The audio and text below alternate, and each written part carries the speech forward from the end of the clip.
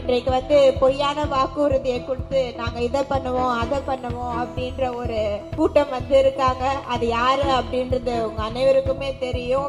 எனக்கு முன்னாடி பேசின பிரபாகர் அண்ணா கூட சொன்னாங்க தற்கூரி கூட்டம், கவர்ச்சி அப்படின்னு சொல்லிட்டு. வேற எதை வச்சு நீங்க வெற்றி பெற்றீங்க? வேற என்ன ஃபீல்டு ஒர்க் நீங்க பண்ணிருக்கீங்க?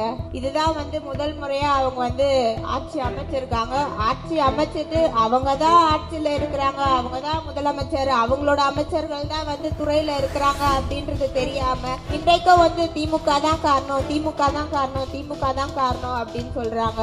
எந்த ஒரு அக்கௌண்டபிலிட்டியோ எந்த ஒரு ரெஸ்பான்சிபிலிட்டியோ ஆட்சி அமைத்து இத்தனை நாள் ஆகி கூட ஒரு சட்டமன்ற உறுப்பினரோ ஒரு அமைச்சரோ யாருமே அதற்கான அக்கௌண்டபிலிட்டி எடுக்கிறது இல்ல. இதுதான் அவங்க ஆட்சி அமைச்சிருக்கிறது. இங்க இருக்க அனைவருமே வந்து ஒவ்வொரு நாளும் தொலைக்காட்சியிலயோ நியூஸ்லயோ வந்து பார்த்துட்டு இருப்பீங்க. ஆனால் மாண்புமிகு தமிழ்நாடு முதலமைச்சர் அவர்கள் ஆட்சி பொறுப்பு ஏற்ற பொழுது கடந்த முறை அவர் ஆட்சி பொறுப்பேற்ற பொழுது நம்முடைய கழக தலைவர் அவர்கள் கொரோனா டைம்ல இருந்தோம். கொரோனா டைம் வந்து எந்த அளவுக்கு ஒரு பீக்கா இருந்தது. நம்மளுடைய உற்றார் உறவினர் கூட பிறந்த பிள்ளையா இருந்தா கூட ஹாஸ்பிட்டல் அட்மிட் பண்ணிட்டா அந்த கொரோனா கோவிட் டைம்ல வந்து அவங்கள பார்க்க முடியாத ஒரு சூழல் இருந்தது. அந்த ஐசோலேஷன்ல தான் அவங்க இருந்தாங்க. ஆனா அந்த சூழல்ல கூட வந்து நான் தான் முதலமைச்சர், நான் தான் இதுக்கு பொறுப்பே இருக்கணும், நான் தான் இதுக்கு வந்து வழிவகை பண்ணணும், இதற்கான தீர்வை நான் தான் எடுக்கணும் அப்படின்ற ஒரு முன்னேற்பாடை எடுத்து கொரோனா டைம்ல கூட மருத்துவமனைக்கு நேரடியா சென்று அதோட பொறுப்பையும் அதோட அக்கௌண்டபிலிட்டியும் எடுத்தவர் தான் நம்முடைய கழக தலைவர் அவர்கள். இன்றைக்கு வந்து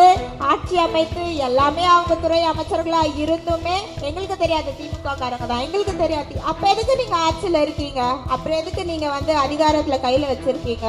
அப்போ இன்றைக்கும் வந்து ஆட்சியில இருந்தும் அதிகாரத்துல இருந்தும் திமுகவை குறை சொல்ற அளவுக்கு நீங்க வீக்கா இருக்கீங்களா?